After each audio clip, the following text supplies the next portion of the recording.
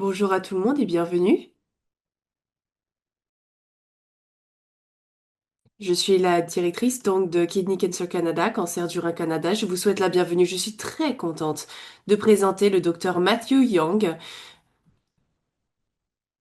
du centre de santé Bliss Murphy Cancer Center à St. John's et à Terre-Neuve, Newfoundland. Docteur Young, je suis vraiment heureux de vous souhaiter la bienvenue ce soir. Nous sommes vraiment contents de voir les mises à jour qui sont présentes sur CRC en oncologie. On entend souvent qu'il y a beaucoup de nouvelles choses qui se passent et peut-être des changements en termes de thérapie. Je sais qu'il y a des essais cliniques qui sont en cours, qui sont très excitants.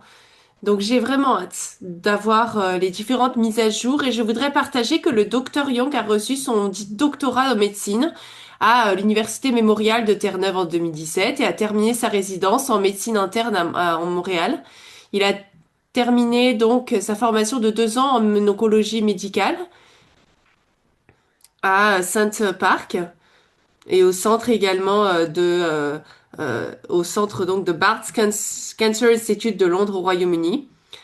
Il est chercheur dans plusieurs essais cliniques de phase 2 et 3. Ses recherches portent principalement sur le développement de médicaments pour les cancers de la vessie et du rein et sur les biomarqueurs.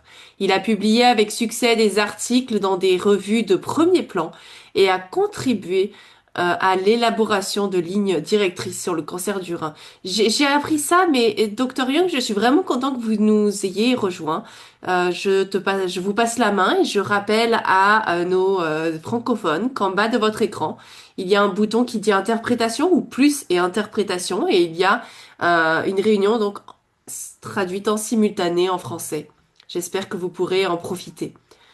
Également, petit rappel que ce sera disponible sur notre site web, à la fois en franc-anglais et en français, et sera également mis à jour sur notre chaîne YouTube. Merci de nous avoir rejoints et je vous vois après la présentation. Ok, désolée, excusez-moi, je vais recommencer. Je remercie Christine pour cette belle invitation et introduction ce soir. Je suis vraiment contente d'être ici avec vous dans la part de ce programme Kids in Cancer Canada. Comme Christine a dit, je suis donc oncologue médicale. Je suis à Newton Terre-Neuve. J'ai fait donc mon doctorat à l'Université Mémorial de Terre-Neuve, donc de Newfoundland, et j'ai passé 2 ans à Saint Bert's Hospital au Royaume-Uni où je me suis concentrée sur les essais cliniques. Donc les différents essais dont j'ai fait partie étaient là-bas. Voilà mes divulgations. Alors, nous savons que le carcinome rénal, c'est le cancer le plus fréquent diagnostiqué, qui est 90% de tous ceux diagnostiqués. C'est la 14e cancer le plus fréquemment diagnostiqué. En 2020, il y avait plus de 400 000 cas diagnostiqués dans le monde et nous voyons une incidence qui augmente avec le nombre de cas par an qui augmente. Et même si ça semble alarmant, c'est lié généralement à une détection accidentelle grâce donc à des diagnostics plus fréquents. Avant l'utilisation donc plus fréquente euh, de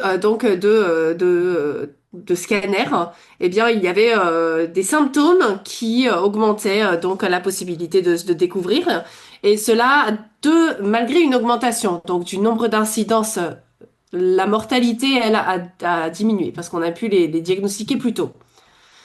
Je voulais parler de différentes choses qui pourraient être présentes dans le diagnostic du cancer du rein. Il y a de nouvelles procédés d'imagerie qui sont assez bien prouvés. Et l'un d'entre eux, c'est ce PET scan ici, avec qui s'appelle donc un Gorentoxemat. Peut-être que je ne le prononce pas bien, mais c'est un nouveau type de TEP scan qui est particulier pour le carcinome rénal à cellules claires. Le carcinome rénal à cellules claires, c'est le plus commun, hein, carcinome rénal.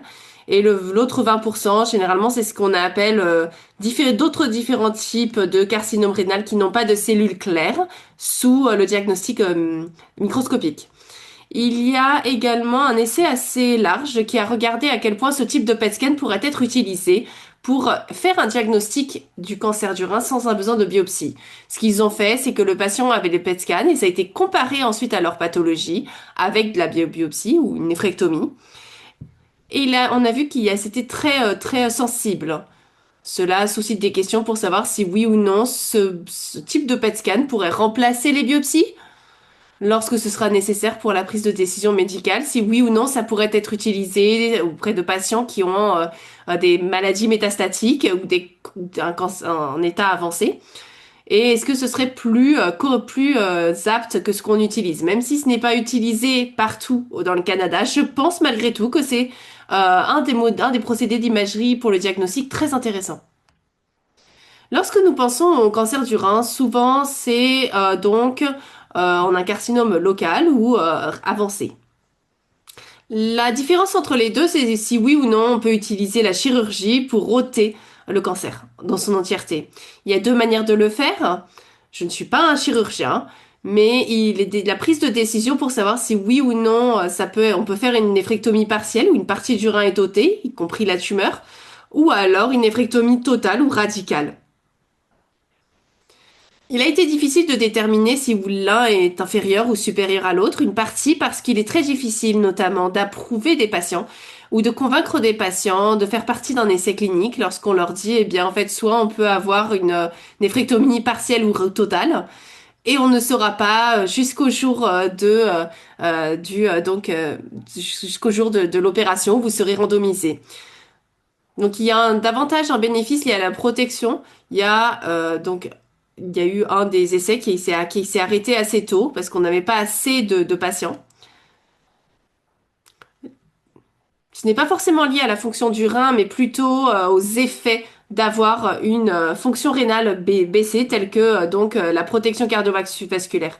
La néphrectomie partielle est souvent préférée. Il y a une amélioration de la qualité de vie pour des patients qui ont des néphrectomies partielles par rapport aux néphrectomies totales. Les techniques utilisées sont beaucoup plus techniques, hein. C'est plus vraiment l'expertise chirurgicale et quels outils sont utilisés et possibles. On peut utiliser des options donc robotiques, une néphrectomie partielle laparoscopique qui peut être également utilisée. Une chirurgie ouverte ne sont plus trop utilisées tant que si c'est possible, en tout cas. L'un des éléments qui est exploré de manière active, c'est si oui ou non on peut faire des approches non chirurgicales pour les cancers du rein.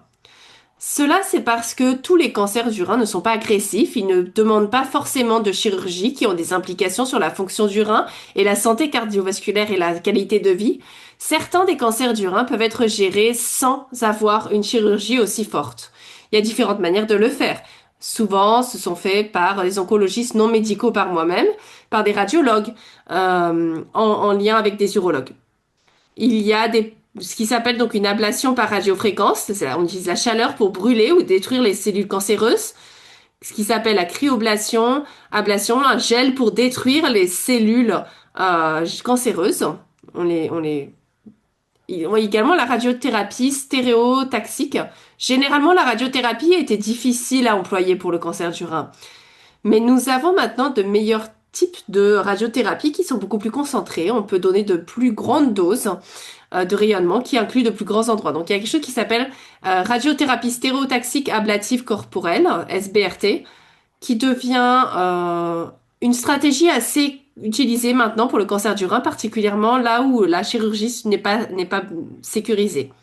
La surveillance active, parfois, est très appropriée. Ce n'est pas juste attendre pour voir si quelque chose se passe mal, mais la surveillance active prend vraiment l'intérêt. Donc, certains cancers du rein ont une progression assez lente et ça peut être de 1 à 2% par année. Donc, ça en va pas. La progression vers une maladie métastatique est très basse. Parfois, il est meilleur d'attendre pour voir si cette croissance est plus grande ou non. Cela utilise donc des taux prédéfinis pour prendre des décisions à chaque étape. Je voulais juste mentionner rapidement l'étude Fast Track 2, qui était un essai clinique qui regardait donc le SPRT, donc la radiothérapie stéréotaxique, une très ciblée à haute dose de rayonnement dont j'ai parlé. Cette étude a été une étude, donc c'était une étude australienne qui regardait des patients pour lesquels on disait que le cancer du rein était inopérable, confirmé par biopsie. C'était pas des masses suspicieuses, c'était vraiment du cancer confirmé. Ils avaient une lésion unique, c'est important. Et il a été décidé en réunion multidisciplinaire, parfois on utilise des comités de tumeurs, il y avait décidé la nécessité d'un traitement. C'est des tumeurs qui inquiétaient les patients et donc voilà. Peut-être qu'ils étaient inopérables à cause de la taille du lieu ou alors d'autres facteurs de risque du patient qui ne permettaient pas cette chirurgie. C'était des tumeurs qui pouvaient aller jusqu'à 10 centimètres incluses, donc c'était assez gros. Et les patients ont reçu 1 à 3 doses de rayonnement administrées en fonction de la taille, doses élevées pour les tumeurs plus grosses. Et 70 patients ont été recrutés. L'âge moyen était de 77 ans, qui vous dit que c'est techniquement une population beaucoup plus âgée plutôt que d'autres essais cliniques que nous voyons dans les âges moyens qui sont plutôt de 60 généralement. Ce qui est vraiment merveilleux avec cette étude, c'est que le contrôle local à 12 mois après le début du traitement montre un taux de 100%. Tous les patients avaient eu un bon contrôle de leur cancer et n'avaient pas de décès lié au cancer. Donc ça, c'est un essai de 70 patients seulement. Il faut faire attention lorsque nous utilisons de petits chiffres pour faire des déclarations sûres. Mais je pense que malgré tout, cela encourage cette SBRT comme étant peut-être une alternative possible, particulièrement dans des cas où le cancer, où la chirurgie n'est pas possible. Alors je sais que ce n'est pas c'est poursuivi actuellement dans certains centres. C'est une très bonne stratégie pour ces patients qui ne voudraient peut-être pas avoir une chirurgie ou la chirurgie n'est pas une possibilité. Alors, une fois qu'on a l'opération, la chirurgie, comment est-ce qu'on peut prévenir la récidive après une intervention chirurgicale? La récidive, c'est quelque chose de compliqué. Je dis toujours à mes patients, lorsqu'ils viennent vers moi pour une discussion, d'avoir un traitement après la chirurgie. En fait, l'objectif, c'est quel est le but d'avoir une chirurgie, un traitement après une chirurgie s'il est un chirurgien en tout enlevé. Il faut expliquer que le problème, c'est pas, voilà, est-ce qu'ils sont confiants ou pas d'avoir tout enlevé, mais c'est qu'il y a une possibilité que des petites cellules cancéreuses qui ne sont pas vues sur tous les scanners que j'ai mentionnés pourraient se cacher quelque part et auraient pu échapper au rein. La seule chose donc qui nous dit si ça s'est passé ou pas, c'est en fait si plus tard il y a une récidive de cancer. La raison pour laquelle nous voulons vraiment faire attention à la prévention de cela, c'est parce que souvent, lorsque on a une récidive, on dit qu'en fait c'est incurable. Il y a des exceptions à cela. Parfois, nous pouvons faire des chirurgies répétitives ou d'autres techniques comme la radiothérapie pour réintroduire une rémission. Mais là, c'est notre fenêtre d'opportunité après la chirurgie pour parler de manière dont on peut réduire cette récidive. Je voulais parler donc de pembrolizumab, qui est un type d'immunothérapie qui s'appelle donc un immunocheckpoint. Donc, si c'est la première fois que vous en entendez parler de l'immunothérapie. L'immunothérapie, pour moi, c'est des médicaments qu'on donne pour essayer d'aider le système immunitaire de faire son travail, c'est-à-dire reconnaître que les cellules cancéreuses se comportent pas comme des cellules saines, ne devraient pas être là. Mais le cancer, malheureusement, est intelligent. Il met des pauses sur le système immunitaire en disant, bah non, t'inquiète pas. Et l'immunothérapie essaie d'enlever cette pause et ainsi permet au système immunitaire de faire son travail. Donc, il y a eu beaucoup d'excitation sur cette immunothérapie avec le cancer du rein. Initialement, ça a été vu comme étant plein de succès avec le cancer carcinome. Mais ensuite, il a été posé la question, est-ce que ça pourrait fonctionner après une chirurgie pour la récidive?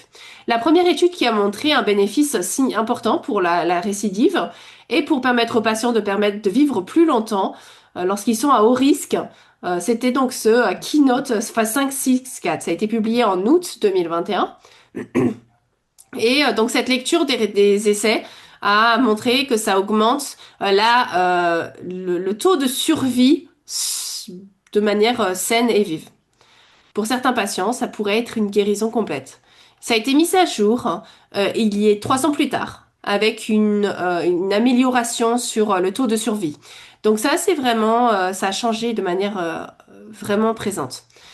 Cet essai, donc, c'était un essai randomisé de phase 3. C'était un énorme essai, donc avec beaucoup de patients. Ils ont donné de pembrolizumab adjuvant, donc qu'on donne après le chirurgie pour réduire le risque de récidive pendant un an. Ils ont utilisé un terme de intermédiaire élevé ou risque intermédiaire élevé. Et ça, c'était nouveau, c'est-à-dire que c'était un nouveau risque, une nouvelle stratégie de risque. Parfois, on parlait du cancer du rein comme étant favorable, intermédiaire ou élevé, à risque élevé. Mais après la chirurgie, on utilisait des manières assez historiques de déterminer si oui ou non le patient avait un risque élevé de récidive. Et cette étude a utilisé une nouvelle manière de le classer. Elle a regardé différents termes techniques et pathologiques sur les rapports et elle a inclus beaucoup plus que juste la taille de la tumeur. Ça a vraiment inclus est-ce que la tumeur envahit des structures importantes telles que les veines, les vaisseaux, le système lymphatique, etc. Et si le cancer s'était déjà répandu à d'autres parties du corps, autres que celles opérées. Et si ces patients étaient dans ces critères, y compris le fait d'avoir une tumeur assez énorme, ils étaient éligibles à cela. Et c'est ce que nous appelons donc une curve pour... donc là, on voit cette curve. Donc là, ce qu'on veut voir en tout cas avec ces courbes, c'est ce qu'on cherche toujours en tout cas dans ces présentations de conférences. Il y a quelque chose qui s'appelle la séparation. La ligne en jaune, ce sont des patients qui sont traités avec le pembrolizumab et l'autre avec du placebo.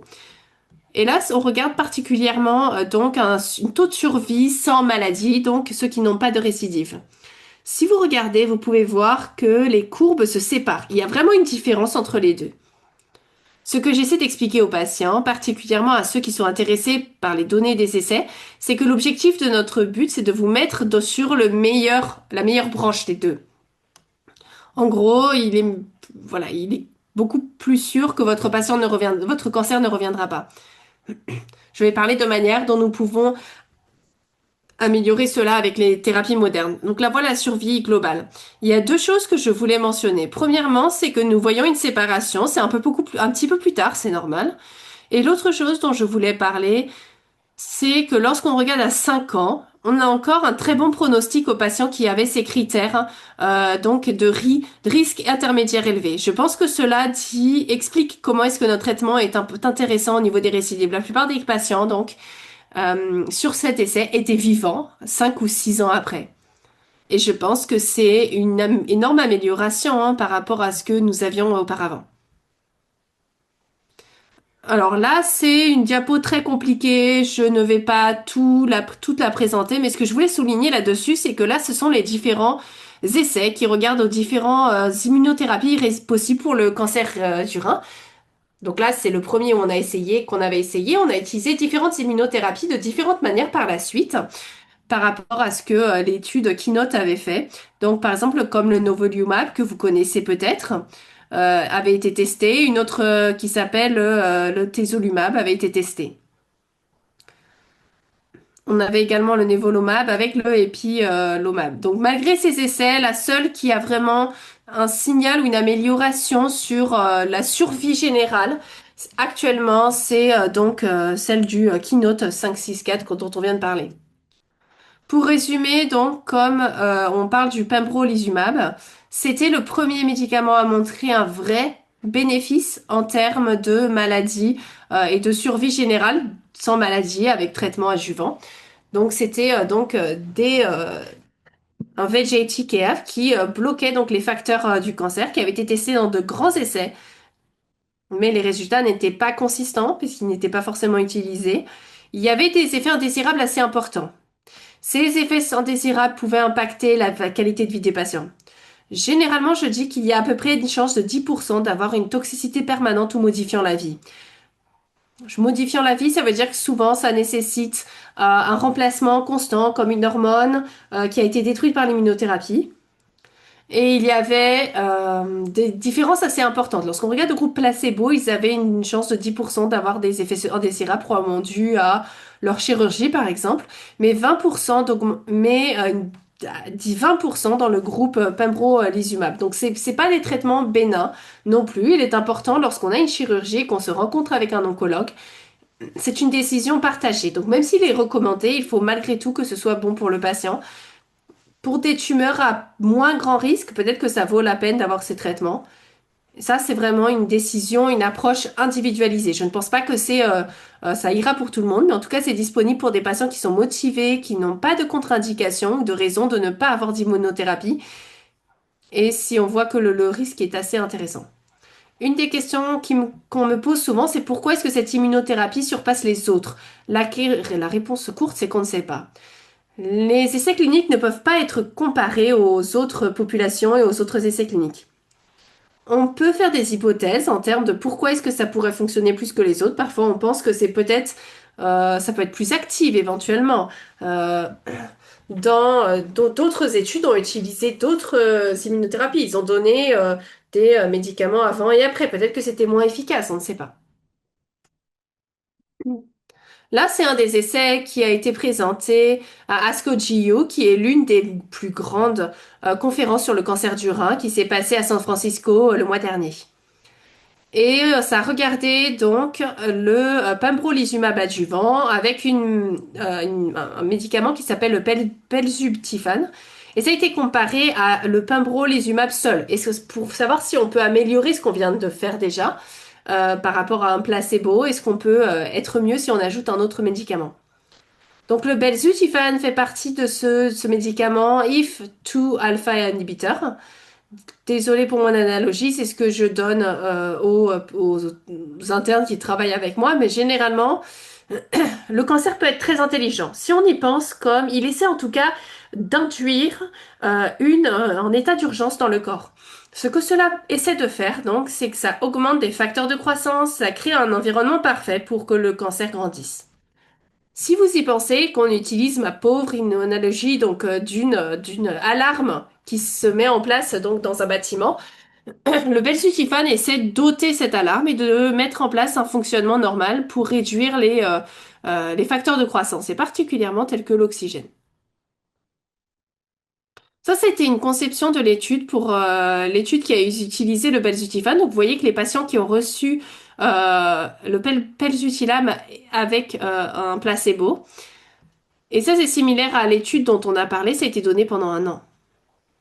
Ça a utilisé également la même classification de risque, la même population de patients avait été présentée, donc on devait avoir une définition d'intermédiaire élevé ou élevé. Et jusque-là, nous avons une amélioration assez importante de maladie de survie sans maladie. Ça pourrait être attribué aux patients qui n'avaient pas de récurrence de récidive de cancer.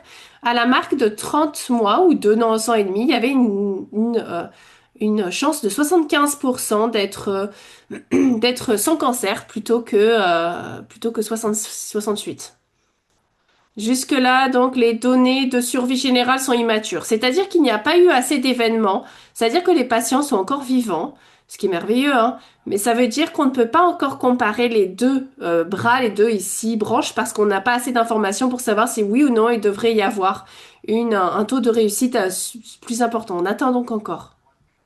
L'une des choses dont je voulais parler en tout cas, c'est le résumé des résultats en matière de sécurité ou des effets indésirables. Si vous ajoutez donc un autre médicament, il est logique de s'attendre à avoir plus d'événements antivirables ou plus de toxicité de ces traitements. Bien sûr, il y en a eu dans ces essais. J'ai souligné donc là des effets indésirables de grade 3. C'est ce qu'on considère comme étant très important ou intense. Une intervention en tout cas intense. Donc 52%, la moitié des patients sur le Belzutifan avec le pembrolizumab ont eu des événements indésirables d'assez haut grade par rapport à seulement 30% dans le pembrolizumab seul. Malgré le fait ça n'a pas conduit à beaucoup plus de décès, hein, c'est très important à considérer puisqu'on parle de médicaments pour guérir. C'est quelque chose que les oncologues vont malgré tout devoir conseiller leurs patients et expliquer que ce bénéfice accru crée également une toxicité augmentée. Qu'est-ce que c'est? Donc là, c'est principalement de l'anémie. Donc ça veut pas dire un fer plus bas, c'est vraiment au niveau du sang. Et c'est un effet direct, hein. Lorsqu'on arrête le médicament, l'anémie s'améliore.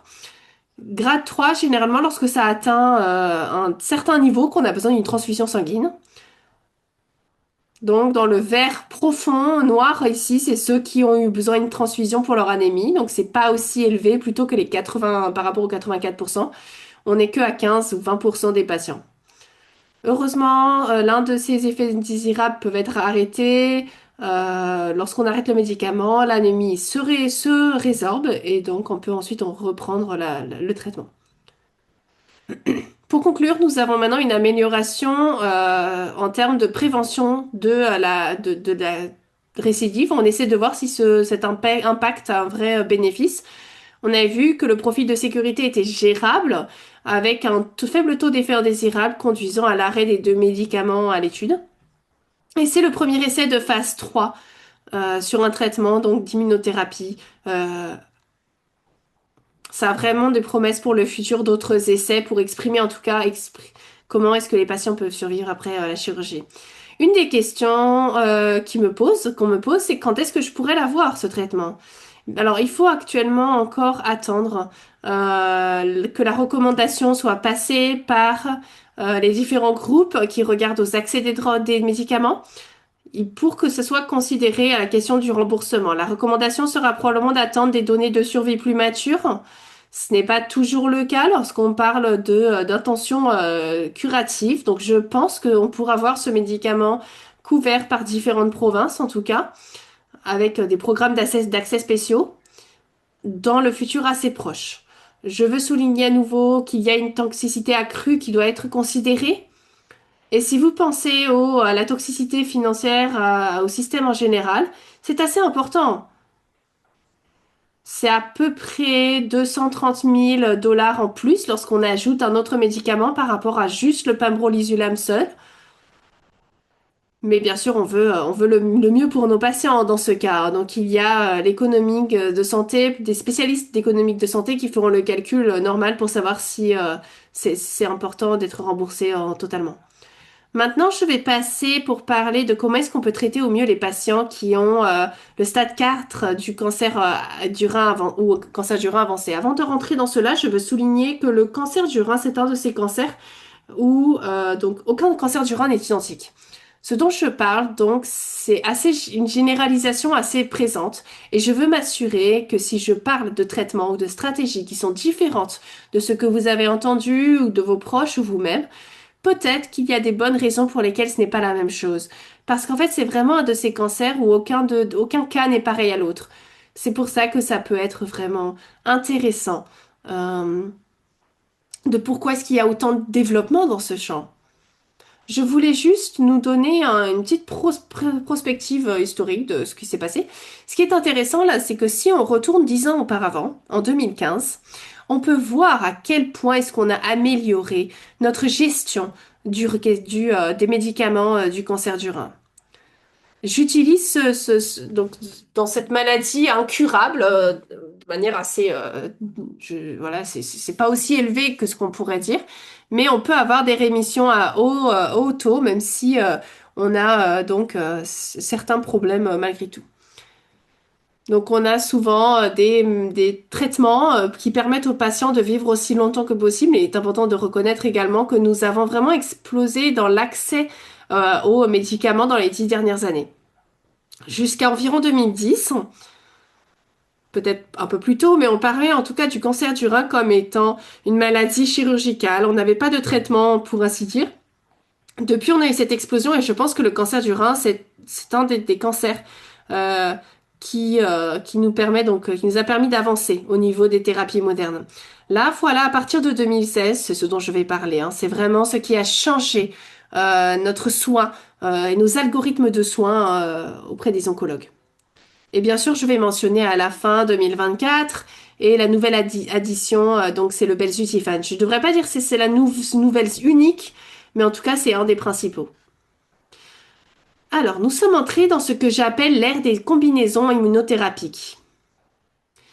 Nous avons commencé à combiner différents types d'immunothérapie, soit avec une autre immunothérapie, ou alors avec des médicaments qui sont des médicaments pour arrêter le signalement donc de croissance dans les dans les cellules cancéreuses.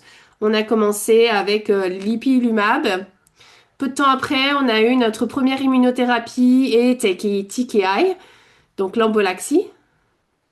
Ensuite, on a eu le léventanib et ensuite, peu de temps après, on a eu le nivolumab. Et donc, on a eu un peu cette explosion de différentes options possibles. Et je dirais, je pense que le Canada a été très chanceux d'être en première page auprès des différentes provinces. Donc, on peut voir ici que dans chacun de ces essais, on a eu donc le sunitinib. C'est un très bon médicament utilisé, hein, mais en tout cas, avant ce développement, c'était très utilisé. Je ne vais pas trop rentrer dans trop de détails de ces différents essais, mais je vais malgré tout les comparer. À nouveau, j'ai mentionné un peu plus tôt qu'il faudra faire attention lorsqu'on compare des essais, particulièrement lorsqu'on regarde à des choses comme le survie médian ou la survie globale dans ces essais. Parce que souvent, il y a des problèmes lorsqu'on les compare. Parfois, ils ont fait des scans à différents moments. Peut-être qu'ils avaient une population de patients différents. Et donc, le fait d'utiliser des chiffres n'est pas très utile. Parfois, ce qu'on fait, à nouveau, c'est un peu étrange, c'est qu'on veut regarder quelque chose qui s'appelle le, le, le ratio de différence, donc la possibilité qui se d'un patient, le rapport de risque d'un traitement vers l'autre. On compare donc la possibilité de survie sur le ipilimumab versus les autres. Donc ça, c'était à 90 mois. Donc c'était assez long. Et donc nous avons pu avoir beaucoup de données sur ces patients. Vous pouvez voir qu'il y a un 28% de réduction dans le taux de décès, malheureusement, mais une bonne réduction. Donc, un nombre inférieur à 1, ça veut dire que le comparateur ou le nouveau traitement est meilleur que l'ancien. C'est une analyse assez générale, hein. Bien sûr, s'il y a statisticiens dans cette session, peut-être qu'ils ont mal aux yeux, mais en tout cas, voilà, c'est généralement pour expliquer. Si on est un de moins, ça veut dire que le taux de survie est beaucoup plus élevé que sur l'ancien traitement. Ils sont assez similaires. Donc à nouveau, je veux souligner le fait que parce que ça nous dirige vers ça, ça ne veut pas dire que c'est supérieur aux autres. On peut également voir que la suite, c'est également le cas. Il y a des changements au fur et à mesure du temps alors qu'on avance. Alors, comment est-ce que les oncologues choisissent le bon traitement de première intention pour un patient? Parfois, c'est purement basé sur la disponibilité. Comme Christine l'a mentionné avant d'arriver au Canada, je pratiquais en Angleterre et il y avait moins d'options. Donc ça avait juste commencé, c'était probablement on était à 2, 3 ans avant le Canada. On n'était pas à une aussi bonne disponibilité. Souvent, on prend en compte si oui ou non si on a un scénario parfait tel qu'on a au Canada. Généralement, on a plusieurs options et donc on regarde le patient. Quelles sont les préférences du patient face à nous? Certains de ces différents traitements ont des effets secondaires, donc lesquels pourraient être plus impactants pour un patient versus un autre.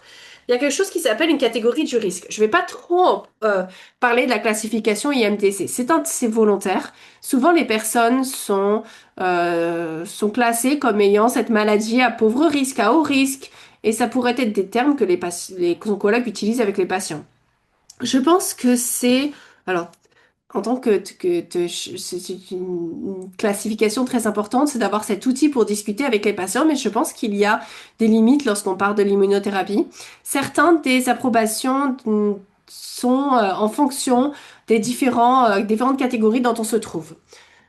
Sauf si vous êtes particulièrement intéressé, je ne vais pas en parler tout de suite, mais ça a été conçu à partir des essais cliniques.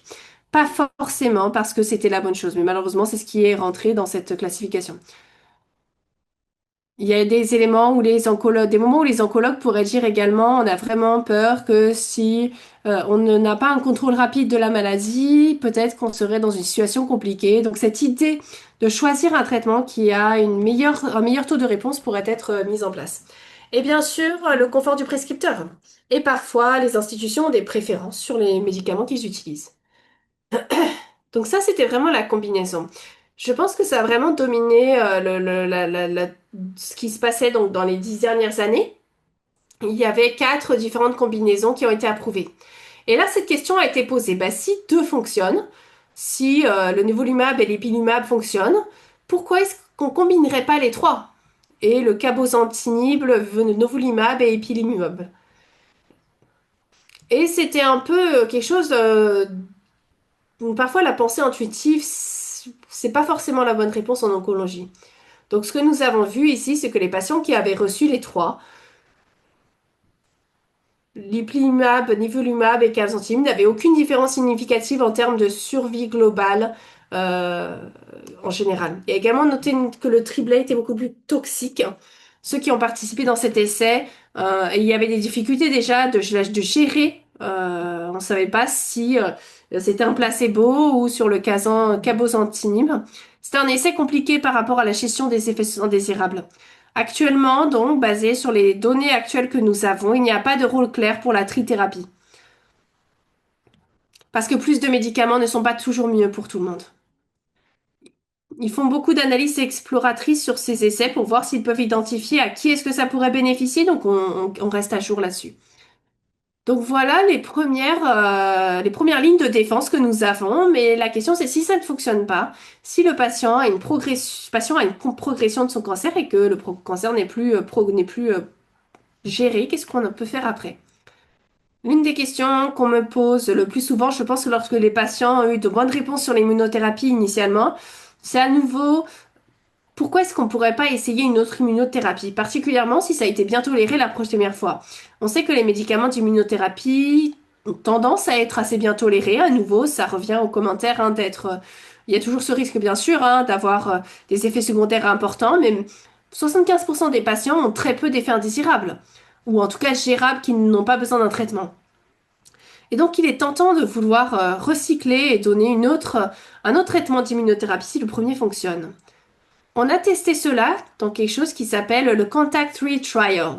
Donc un essai de Contact 3. On a combiné l'atezolizumab plus le cabozantinib.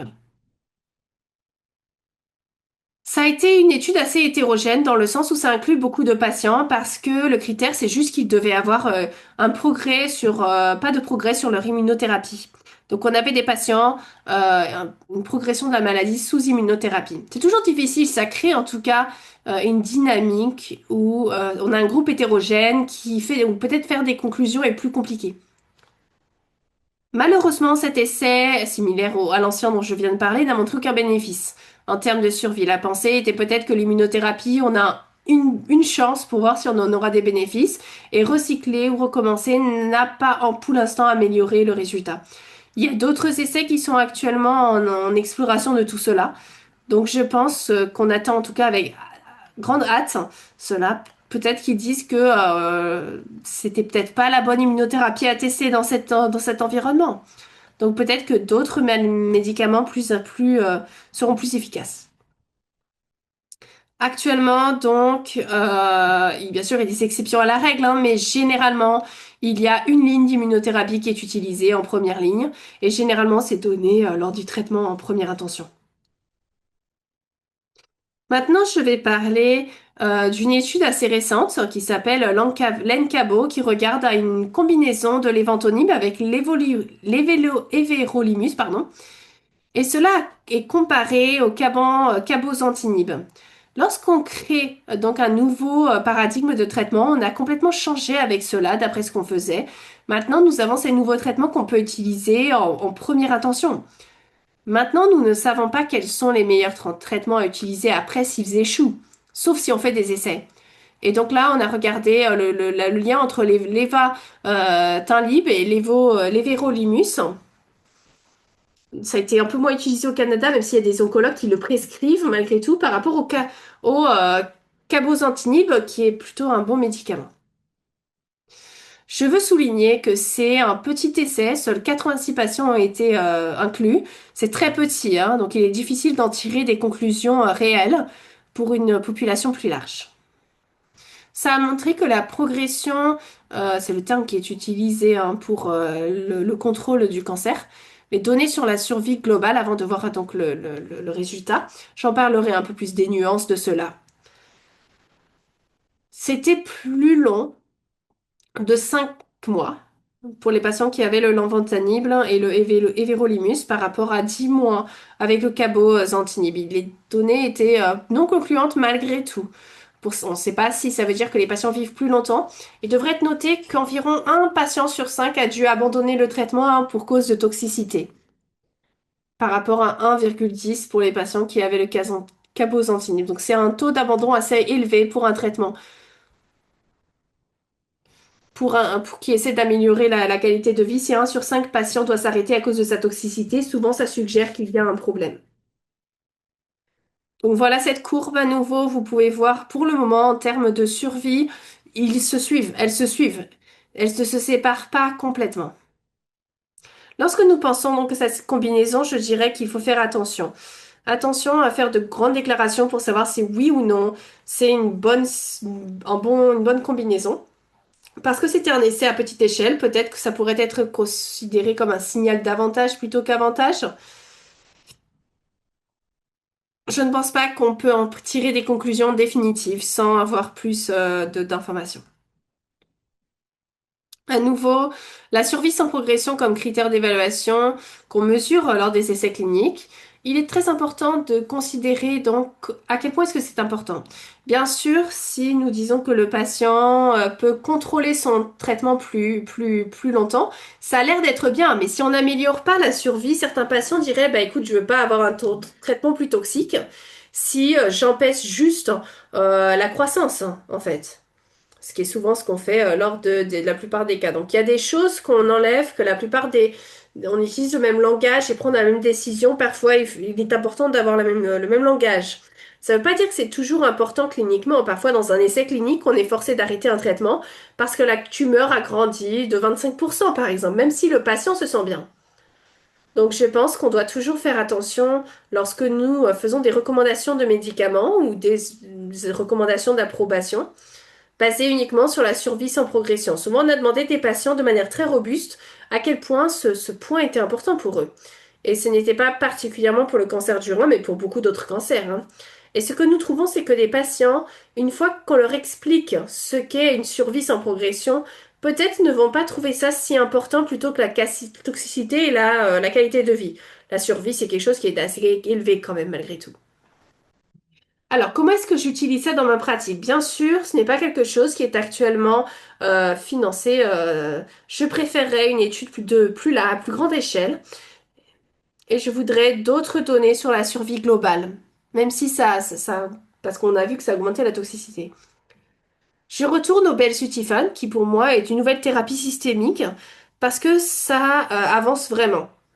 Souvent, dans le soin du cancer et dans les découvertes, on commence dans des situations où les patients n'ont peut-être pas d'autres options de traitement. Et c'est là où on teste les bénéfices. Si ça fonctionne, eh bien on avance au fur et à mesure. On peut voir que ça se passe plutôt rapidement pour le belzutifan, qui a déjà été testé après la chirurgie dans l'aspect curatif.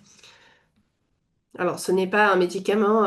On peut voir là dans ce concert que c'est un traitement avec des bénéfices. Donc ça, c'était un essai qui a comparé le belzutifan versus le médicament dont j'ai parlé qui s'appelle everolimus pour un cancer rénal avancé. Bien sûr, on a déjà parlé du mécanisme. Ça essaie d'éteindre ce système d'alarme pour que le patient ne passe pas dans cette réponse de stress. Il y a quelque chose qui s'appelle von Hippolynda où les patients sont il est beaucoup plus possible pour eux d'avoir donc un carcinome rénal. Donc le belzutifan a été une histoire de succès pour contrôler différentes tumeurs dans des patients qui ont ce syndrome. Et ça a empêché le besoin de multiples interventions chirurgicales, préservant ainsi la fonction rénale. Il a été demandé si ça fonctionne donc dans ce syndrome particulier. Est-ce que ça pourrait fonctionner pour les autres cancers, pour les autres patients qui ont du cancer rénal? Ça a montré donc qu'il y avait un avantage en termes de survie sans progression. On a encore ce terme, survie sans progression, mais pas de bénéfice en termes de survie globale. Historiquement, ça a été considéré comme étant donc donné sur la qualité de vie et le profil de sécurité ont malgré tout favorisé le belzutifan. Au niveau des effets indésirables, on était meilleur. C'est devenu donc rapidement, il y a eu un grand enthousiasme en tout cas, hein, de donner un autre traitement qu'on pourrait utiliser qui contrôle le cancer, préserve la qualité de vie, après que les patients ont utilisé l'immunothérapie et d'autres médicaments. Ensuite, la question a été posée, est-ce qu'on peut l'utiliser plus tôt? Ça, c'était une autre étude, la ESPAR, qui a regardé le belzutifan plus une des autres médicaments. qui est un facteur, et ça a été comparé donc au cabozantinib. Et à nouveau, là, ça a été rapporté le mois dernier. Et là, c'était une étude, une conception d'étude. Il y avait deux autres traitements à part. Avant, les patients devaient avoir donc des traitements et une immunothérapie, et c'était à peu près tout. Ils auraient pu avoir d'autres éléments avant, mais c'était pas obligé. On voit quelque chose d'assez similaire. On voit une amélioration dans la progression.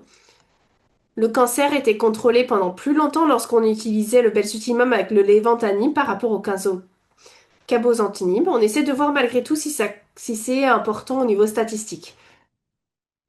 Si on n'atteint pas encore ce seuil, on n'atteint pas ce seuil pour dire oui, c'est bénéfique en termes de survie. Si on regarde aux effets indésirables, ils sont assez courants. On voit comme l'anémie, donc une hémoglobine assez basse dans le groupe donc de belzutifan, mais c'est assez cohérent. Je pense que c'est assez prometteur. Je pense que, alors on va voir bien sûr les différentes données de survie pour voir si ça peut devenir une option pour les patients. Finalement, je vais parler comment est-ce que nous pouvons améliorer nos thérapies actuelles en termes de donner des médicaments. Quelque chose qui avance assez rapidement, c'est le fait de pouvoir donner ces immunothérapies de manière sous-cutanée versus intraveineux, ce qu'on fait d'habitude.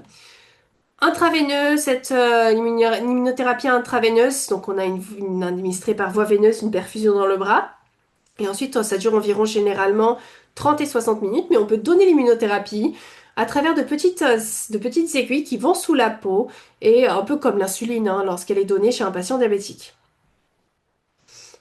Il y a de vrais bénéfices de pouvoir le faire en sous-cutané par rapport à intraveineuse. C'est beaucoup plus rapide déjà, ça ne demande aucune perfusion intraveineuse qui peut être douloureuse ou difficile. Et elle est conçue pour agir de la même manière dans l'organisme malgré différentes manières d'administrer la maladie, le traitement, pardon. Donc on a même contrôle avec une administration plus simple. Lorsqu'ils ont commencé à développer le sous-cutané, ils ont fait toutes ces différentes études sur les cancers et heureusement ça a été fait sur le carcinome rénal à cellules claires. Et ces essais sont conçus pour montrer que le sous-cutané n'est pas pire en tout cas que l'intraveineux. Et ça a répondu à cet objectif. Le taux de réponse était assez similaire. Si on regarde, ok, par exemple, ok, ça a l'air mieux. On ne peut pas faire cette comparaison parce qu'à nouveau, l'étude n'était pas conçue pour montrer si l'un était supérieur à l'autre, mais juste pour montrer que l'un n'est pas pire que l'autre. Et ça a répondu à cet objectif. Et c'est vrai à la fois en termes de taux de réponse, pour avoir un contrôle de son cancer, ce survie sans progression, du taux de survie global, également la sécurité et tolérance. Au niveau de gain de temps, c'est énorme, hein. Vraiment pour des patients, c'est environ 5 minutes grand max avec du subcutané versus 60 minutes pour des perfusions. Donc il y a des bénéfices pour les patients et bien sûr, cela veut dire que plus de patients pourront avoir ce traitement par semaine et le traiter de manière efficace. Je pense que c'est susceptible de devenir la norme là où c'est disponible. C'est un développement qui est très prometteur pour l'administration de médicaments et si c'est proposé à quelqu'un, pour vos proches, parlez-en à vos encourages, je vous encourage en tant qu'option. Et je pense que ça deviendra vraiment possible en 2026, on le pense, et pas juste avec le Novolumab, mais également avec les autres traitements. Voilà les choses principales que je voulais présenter. Je serais heureuse de prendre vos questions et d'ouvrir cela à la discussion. Je pense qu'on a eu beaucoup d'événements très intéressants sur le cancer du rein et j'espère qu'on pourra voir que ça continue en tout cas. À nouveau, ça a vraiment été un plaisir d'être avec vous aujourd'hui. Merci beaucoup, Dr. Yang. Ça a vraiment été une session pleine d'informations, détaillées. Je suis vraiment contente. J'ai quelques questions et je vois qu'il y a également des questions qui se posent dans le chat. Je m'excuse pour ma lumière. J'ai été dans un endroit où j'ai été affectée par la glace et la neige. Donc, je n'ai pas d'électricité, mais bon, j'espère que mon générateur va fonctionner jusqu'à la fin. J'ai des questions dans la session questions-réponses, je ne sais pas si tu peux la voir, d'un patient. Lorsque l'immunothérapie adjuvante m'a été proposée, on m'a dit qu'une seule étude avait démontré son efficacité, mais que de nombreuses études n'avaient montré aucun bénéfice. Je sais que tu as parlé de cela, mais est-ce que tu pourrais réaffirmer? Est-ce que cela a changé? Oui. Alors, je dirais que ça n'a pas changé, sauf le fait qu'aujourd'hui, on a une autre étude qui montre que le même médicament, en combinaison avec le belzudéfan, a un bénéfice. Mais il est vrai, je pense que c'est un point important dans la conversation avec les patients de discuter en tout cas des options d'avoir l'immunothérapie. Le pembrolizumab, c'était un des médicaments qu'on a eu en dernier, donc on a les résultats après tous les autres essais. Donc il y a eu quelques années où on avait un essai négatif avec l'immunothérapie. Donc on avait cet essai lorsqu'on a eu cet essai qui montrait un bénéfice important, il y a eu un peu de scepticisme. C'est normal parce qu'on se demandait pourquoi est-ce qu'on voyait cette différence. Certaines personnes ont expliqué ça en disant que c'est pas un problème. On voit vraiment qu'il y a un vrai résultat en tout cas. Et voilà, c'était assez important. Je pense que le bénéfice donc est réel, mais je pense que ça devrait être exprimé dans le contexte. Ok, d'autres immunothérapies n'ont pas montré ce même bénéfice. Et donc c'est pour ça que on a le seul traitement donc qui est donné actuellement et qui est reconnu, le cabozantinib.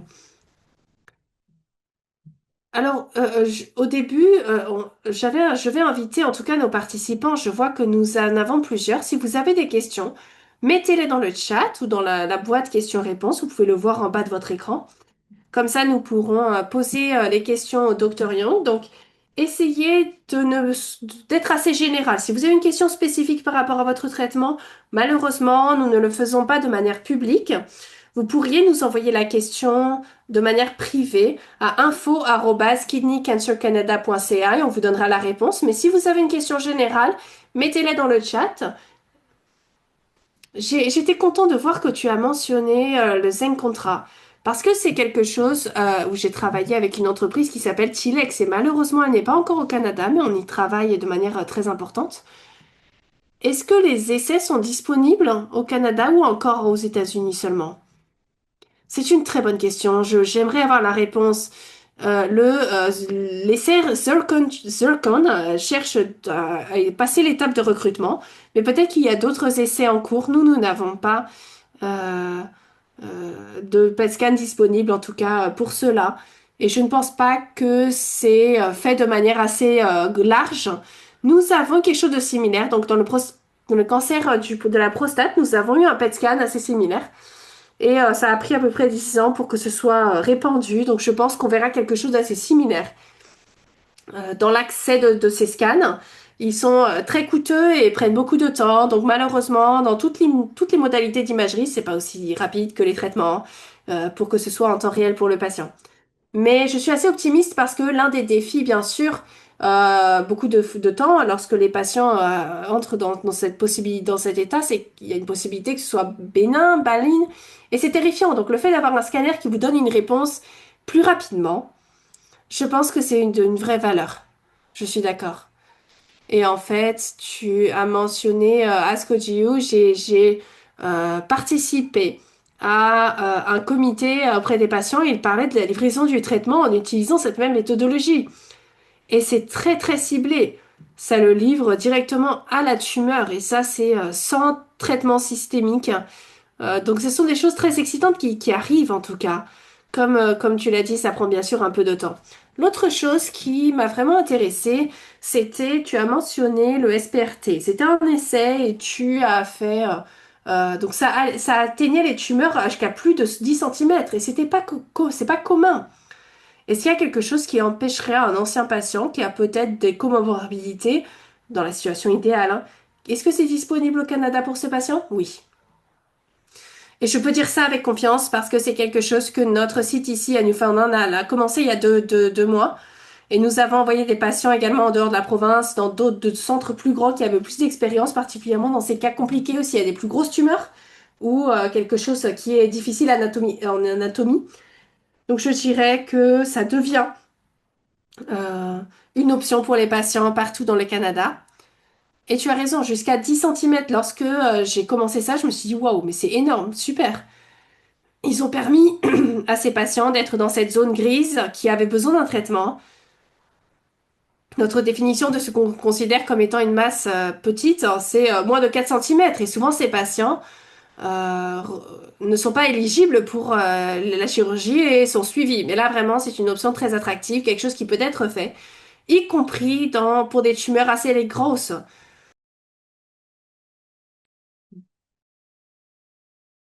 Donc, je peux dire que nos oncologues radiologues ont utilisé cela près de tumeurs beaucoup plus grosses que ce qu'on avait considéré jusque-là à présent. Souvent, j'ai des demandes de qu'est-ce qu'ils peuvent faire parce qu'ils ne sont pas éligibles pour la thérapie systémique pour des patients un peu plus seniors. Et ça, c'est une option. Éventuellement, bien sûr, voilà, on pourrait malgré tout demander si c'est possible. J'ai une question de l'audience qui demande est-ce que RCC, est-ce que le cancer du rein récidive-t-il toujours? Alors non, je suis heureux de clarifier cela. Je dirais que la majorité des cas de carcinome rénal après la chirurgie ne récidivent pas. Ça, c'est vraiment un point important, donc je suis contente de pouvoir le clarifier. Il y a les essais dont je parle pour empêcher ces récidives tendent à être dans des maladies à haut risque, de mauvais carcinomes. Il y a une grande proportion de cancers du rein qui sont trouvés de manière accidentale et généralement, ils ne vont pas récidiver. Ça, c'est un des points de discussion que j'ai avec les patients lorsque on me les réfère en tant qu'oncologue médical. Particulièrement après la chirurgie, je vois les patients à haut risque. Et moi, je ne vois pas les patients à bas risque parce qu'ils ne sont pas référés pour cette discussion, parce que la récidive est très très basse. Donc le pronostic pour les patients après l'opération, dans la majorité des cas, c'est très très bonne, même excellente. Mais les traitements dont je parle là essaient d'améliorer malgré tout ceux qui ont des risques plus élevés. Et s'il y a des questions, par exemple, est-ce que quelqu'un va récidiver, il peut demander en tout cas au médecin qui a eu le chirurgien quel est mon risque de d'une récidive de cancer dans 2 5 ans, parce qu'on a des manières de prédire cela. Il y a des pourcentages qui sont pas spécifiques forcément à la personne face à eux, mais en tout cas, ça essaie d'avoir une idée générale de est-ce que oui ou non c'était un mauvais acteur ou quelque chose qui ne va pas récidiver. Excellent, merci. Et en fait, tu as présenté deux notes dont j'allais parler. Tu as parlé, tu as donné un très bon discours sur la thérapie adjuvante. Et ça, c'est quelque chose qui nous manque, sur lequel nous manque des informations parce que c'est assez nouveau malgré tout, hein.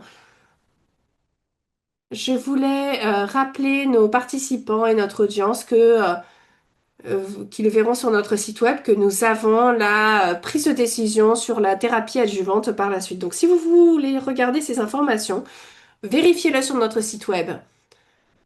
On vous enverra également par email une copie imprimée si vous le préférez. Une autre chose que vous avez dit, et maintenant je vais profiter de cela par la suite, j'ai toujours dit que chaque cancer du rein est unique. Il n'y a pas deux patients qui sont exactement pareils et dans le même cadre, en tout cas, leur traitement. Ce qui fonctionne pour l'un sera horrible pour un autre. Mais j'aime bien ce flocon de neige.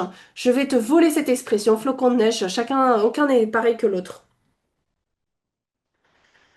Tu as souligné beaucoup de sujets, beaucoup de différentes informations en termes de traitement.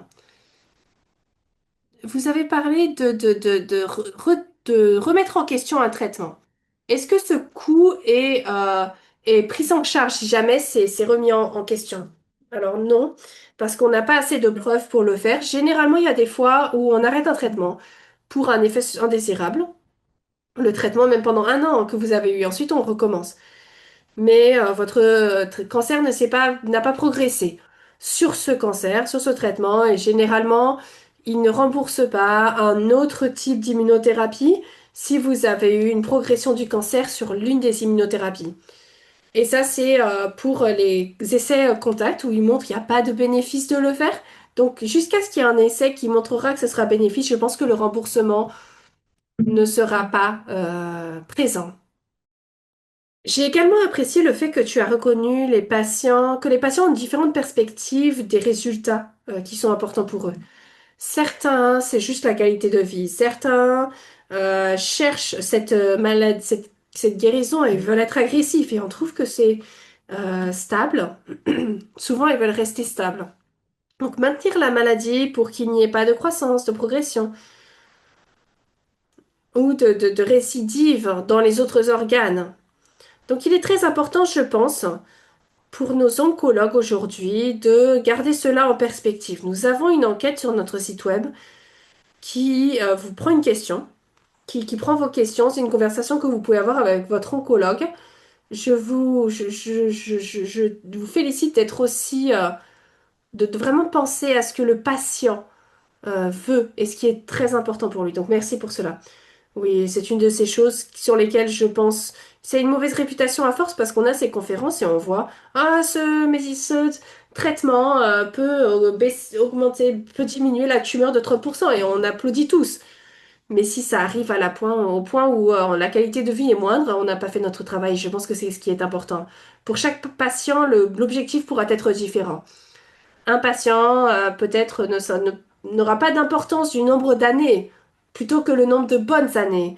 Et je pense que trouver cet équilibre dans la compréhension de ce que veut le patient du traitement, c'est plus important que ce que le médecin veut. J'ai deux petites choses encore, si vous pouvez rester.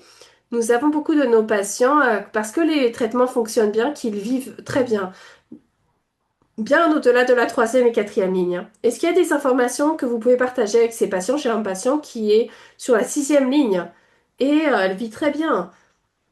Oui, il y a eu des complications, des effets secondaires, mais pour la plupart, bah, tout se passe bien. Est-ce que vous avez des informations pour eux ou des encouragements peut-être de choses qui pourraient aider? Oui, c'est une très bonne question, Christine. En tant personne qui fait en tant que chercheur des effets cliniques, les effets cliniques sont toujours intéressants à explorer. Si vous rencontrez votre oncologue et qu'il vous dise, bah, je ne sais pas exactement quoi donner après parce que cette ligne de traitement, on y voilà, vous avez vu la plupart que nous on a vu. Demandez au référencement centre de traitement, là où vous vivez, si c'est pas votre site principal. Moi, je crois vraiment aux essais cliniques. J'ai passé 2 ans à faire des essais et je peux vous dire qu'on a eu des patients qui étaient sur la ligne 7 et qui avaient besoin de traitement et ils en ont eu un qui fonctionnait. Donc, c'est toujours ce qu'on souhaite en tout cas. Donc, demandez des essais cliniques qui existent. Je pense qu'il est important de connaître qu'il y a des choses qui arrivent. Et donc, oui, la ligne va changer à chaque fois qu'on va dans une de ces réunions annuelles et qu'on on les a plusieurs fois par an maintenant. On sort toujours avec une amélioration. Et je pense que c'est vraiment important. Merci, merci. Donc, toujours demander les essais cliniques qui existent, peu importe où nous sommes. Dernière chose, je voulais souligner le sub-Q. Là, on est vraiment content parce que c'est une très très bonne option pour des patients dans des endroits éloignés. Donc, il y a toujours la question, bien sûr, de est-ce que ça va agir de la même manière? Est-ce que c'est sécurisé? Et l'information arrive que oui, c'est le cas. Est-ce que vous pourriez expliquer là-dessus un petit peu plus? Oui, bien sûr. Alors, vous savez, ils ont ce petit essai sur le cancer du rein qui était sur la non-infériorité, pas pour montrer que sous-cutané c'était mieux, mais c'est ce que ça a montré. Donc, en fait, hein, les meilleures données que nous avions montraient qu'il n'y avait pas de détérioration. Et ça, c'est cohérent. Je ne veux pas étendre, est-ce que, voilà, qu'est-ce qui va se passer plus tard, mais ce que nous voyons en tout cas, c'est qu'il y a un signal très cohérent sur tous les différents cancers, comme quoi la racine est égale. Et il y a différents pharmaciens qui regardent la maladie, les drogues dans le corps, comment est-ce que ça fonctionne, les différentes études sont mises en place et elles sont assez cohérentes pour dire que le sous-cutané n'est pas inférieur. Donc ça, c'est certains des essais actuels sur les différents sites utilisent cela et commencent avec donc oui, je suis d'accord.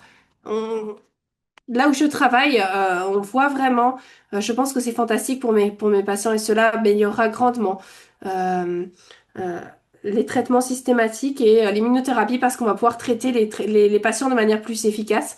C'est vraiment merveilleux. J'ai travaillé sur ici pour mettre en place certaines choses. Lorsque j'ai participé à une conférence à Newfoundland, j'ai appris que certains des patients à Labrador qui traitaient étaient traités et avaient et devaient avoir tout un matériel avec eux. Donc c'est une très belle option en tout cas. Dernière question de l'audience sur chromophobe. C'est toujours un défi. Est-ce qu'il y a quelque chose de nouveau? Est-ce qu'il y a quelque chose qu'ils devraient considérer? Très bonne question. Merci Wendy pour la question. Je pense qu'il est important pour moi de revenir et de dire que beaucoup des changements sur l'algorithme sont vraiment pour dire que le carcinome rénal à cellules claires, ça a été un grand défi de faire ces grands changements sur la manière dont nous traitons cela, ce qui inclut le carcinome rénal chromophobe. Je vais faire attention en disant que à Newfoundland, et je pense que c'est similaire partout dans le pays, parfois nous ne sommes pas limités sur ce à quoi on peut avoir accès tant que c'est pas un lien avec une agence d'assurance. Donc lorsqu'on regarde particulièrement aux chromophobes, ils ont tendance à répondre moins bien à l'immunothérapie. Et ils répondent un peu moins bien au GFTKI. Ça ne veut pas dire qu'on ne peut pas avoir une réponse avec un ou traitement ou un autre traitement avec le carcinome rénal chromophobe. J'ai vu des patients qui ont une réponse merveilleuse sur les deux types de traitements. Peut-être que il y aura des preuves plus importantes, plus meilleures. Euh, et donc, généralement, ce sera un que je vais considérer si moi, je ne veux pas un résultat désiré. À nouveau, je dirais alors que lorsqu'il y a cette question, parlez à votre oncologue pour savoir si c'est un carcinome régal chromophobe pur ou s'il y a des cellules claires pour savoir si oui ou non vous pouvez extrapoler certains de ces études un peu plus larges sur ce sous-groupe en particulier.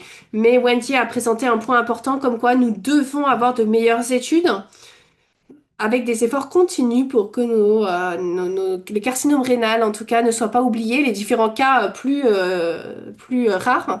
Dans le momentum, en tout cas, que nous avons, ça prend plus de temps pour recruter pour ces essais, mais il est important de le faire malgré tout pour savoir mieux traiter ces patients avec ces différentes pathologies. Merci, c'est très bien dit et c'est surprenant. Comme quoi, juste avec cette relation patient, on voit qu'il y a on a une assez grande population de patients qui sont carcinomes rénal chromophobes. Donc on se tape la tête sur les murs pour savoir comment est-ce qu'on peut les aider, mais peut-être que nous devons avoir une aide avec des histoires de patients, peut-être que ça pourrait aider à pousser les choses au terme d'essai. Donc c'est quelque chose qu'on va considérer par la suite. Je ne peux pas te remercier plus, vraiment. Ça a été plein d'informations et un langage vraiment intéressant pour le patient. Je sais que notre audience l'a apprécié parce que je vois les petits cœurs qui arrivent sur l'écran. Merci, merci à nouveau, juste pour vous rappeler que ce sujet sera inclus sur notre site web dans le futur, dès que la modification sera faite. J'espère que nous pourrons bien sûr vous revoir bientôt. Merci Christine, merci à tout le monde. Bonne soirée à tout le monde.